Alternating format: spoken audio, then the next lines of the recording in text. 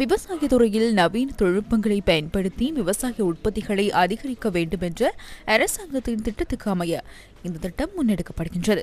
நிந்தவூர் பிரதேச விவசாய மத்திய நிலையத்தின் பொறுப்பதிகாரி முகமது ஹார்லி இதன்போது விவசாயிகளுக்கு இது தொடர்பில் தெளிவூட்டினர்.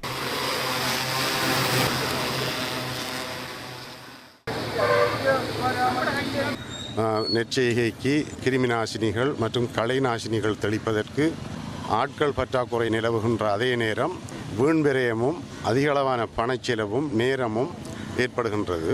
அதனை கருத்தில் கொண்டு எமது கமநல அபிவிருத்தி திணைக்களம் இந்த ட்ரோன் மூலமாக நெற்பயிர்களுக்கு கிருமிநாசினிகள் விசிறுதல் மற்றும் களை நாசினிகள் விசிறுதல் போன்றவற்றை எமது திணைக்களம் நாடு முழுவதும் தற்போது அறிமுகப்படுத்தி கொண்டு வருகின்றது.